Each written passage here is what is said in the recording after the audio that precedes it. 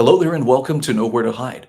I'm Brian Hyde, and we're going to be talking about school choice and transparency, two concepts that you don't often find in the same room because it seems the stakes are very high when it comes to school choice, particularly for those who are, shall we say, invested in preserving the system as it is with as little competition as possible.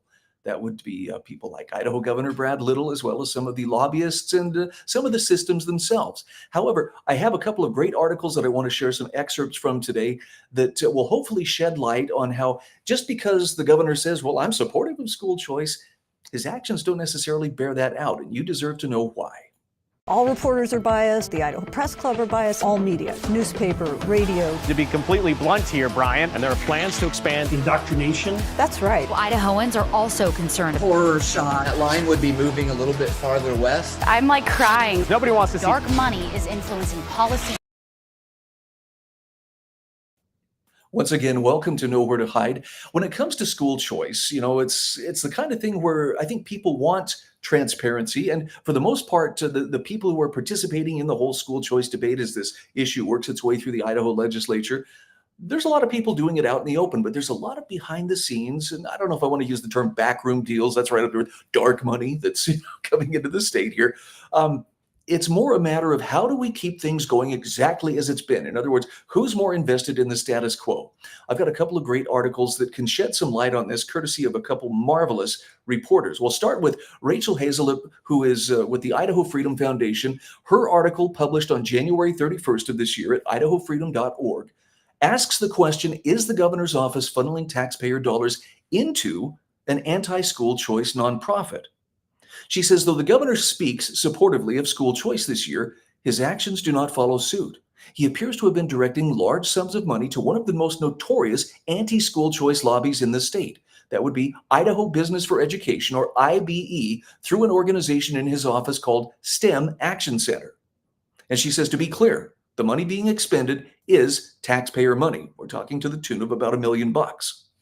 In his 2025 address to the legislature, Governor Little talked about the need to be transparent and accountable, among other things. Now, when he said this, he was, of course, talking about parents and, private schools or charter schools or alternatives to public education. But Rachel says, well, let's have a little transparency and accountability. There are a few issues that need to be addressed. Firstly, transparency.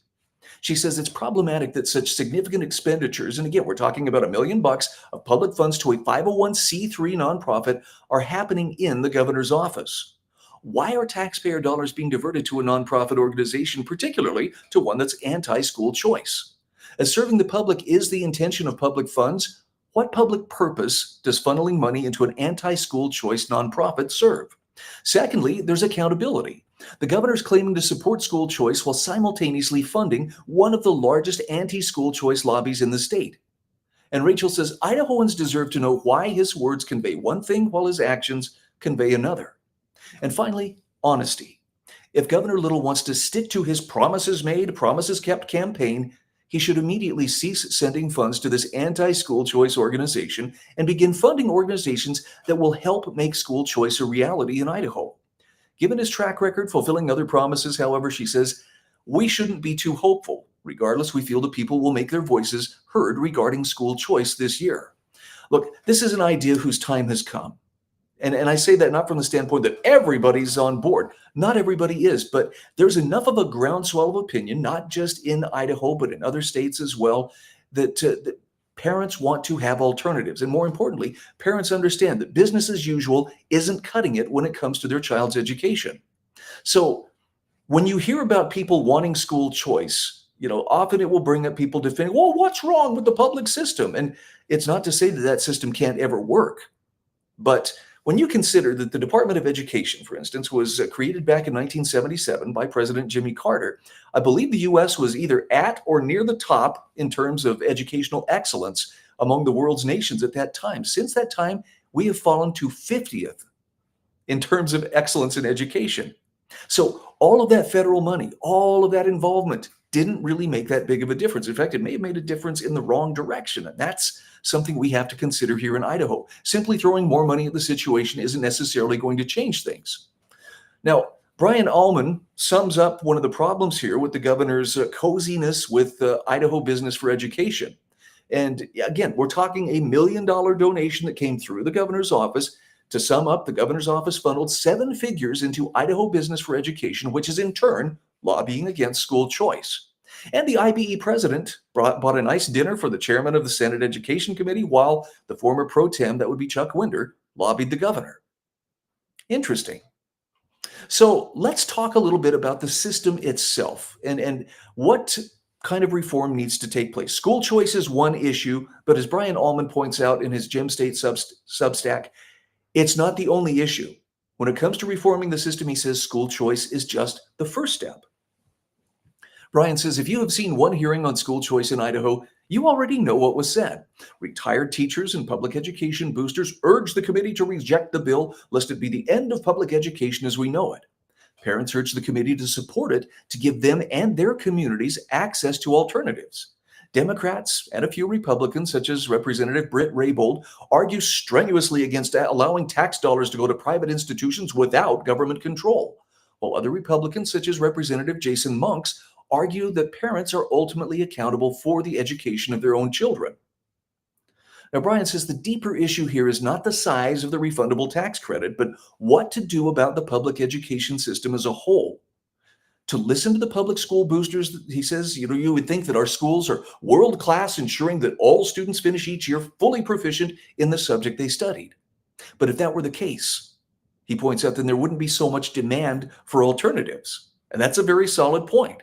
Just like federal programs that were started in the 1930s to deal with issues of the time, our public school system is a relic of a past epoch, and simply dumping more money into it won't fix the structural problems that have developed. Brian says we need to think outside the box if we're going to truly educate a generation of children who will, as our state constitution says, maintain our Republican form of government. Now, he uses another example in this essay on his Gem State Substack, talking about NASA.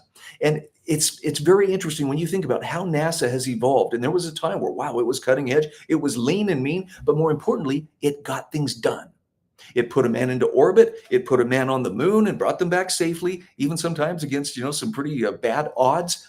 But what has happened to NASA since then? I mean, we're talking over 50 years ago. NASA's become this huge, bloated bureaucracy that struggles to get anything done correctly. How long have the 2 astronauts been up there in the International Space Station, for instance? In the meantime, the private sector, via Elon Musk, is, sending things into orbit on a regular basis. So again, it's not to say that they can't do the job. It's just that when that bureaucratic bloat occurs, sometimes you've got to look at alternatives. Are we being allowed that option? Brian also talks about how more money is not going to fix the structural problems within public education because it's become too burdened with administrative bloat, as well as organizations like teachers' unions that are more concerned with extracting resources from the system than they are with student achievement. Now, not every teacher is like that. Not every teachers' union member is like that, but it does appear that a lot of them treat the system as if it's, this is part of our employment. This is about us, as opposed to the children who are supposed to be getting an education there. Brian Allman says it's no surprise that bureaucrats, administrators, and unions are especially interested in preserving the current system, and why not?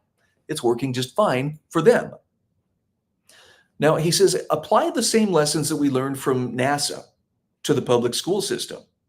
Allowing parents to redirect up to $5,000 in public funds to private institutions of their choice will very likely yield better results than just continuing to subsidize a failing public school system. Rather than spending over $9,000 per student, much of which funds a bloated administration, parasitical groups like the teachers' unions, and programs that not only contradict traditional values, but also fail to teach basic skills, parents could allocate those resources far more effectively. And as many have pointed out, he says education shouldn't be a one-size-fits-all system. Yet public school advocates, by consistently opposing school choice programs that let funding follow the student, implicitly support maintaining that rigid model. Now, Brian Allman also says it's deeply ironic that Republicans, champions of the free market and opponents of central planning, have such trouble untangling themselves from the public school system, which bears all the hallmarks of socialism. We would never tolerate this level of central control over how we buy groceries or how we find a job. So why do we defend it when it comes to educating our children? And I love how he summarizes this. He says, look, I'm not trying to destroy the public school system, but to save it. Reform is back on the menu in 2025. And by the way, this is true not just at the state level. This is true at the national level too. And boys, it got some people hopping mad. But Brian says the Idaho Constitution requires our legislature to fund a free and uniform system of public schools. And he says, I believe that accomplishing that goal doesn't have to mean remaining chained to the current broken system. I believe it's time to break out of the ossified paradigm that has constrained us for the past century and explore new ways to educate the next generation. He says the future of our state and the republic depends on it. I know for some people, that's just so radical. It wouldn't be under the control of the state, which, by the way, that is the mating call of the statist. Anything not under the control of the state is by definition somehow out of control. But it really comes down to where are the results coming from? And in this case, is there a better way to do things? I guess another way to say it is, what do you really have to lose at this point? There are clearly some shortfalls within the government-run public school system.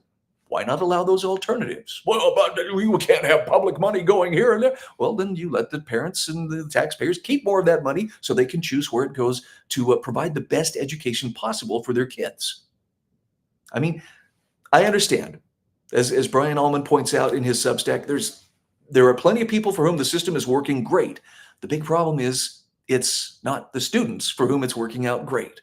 Hopefully that's something we'll be seeing some fixes coming forth to address within this legislative session. I'm Brian Hyde, and this is Nowhere to Hide. All reporters are biased. The Idaho Press Club are biased. All media, newspaper, radio. To be completely blunt here, Brian, and there are plans to expand Indoctrination. That's right. Idahoans are also concerned. Horror shot. That line would be moving a little bit farther west. I'm like crying. Nobody wants to see Dark money is influencing policy.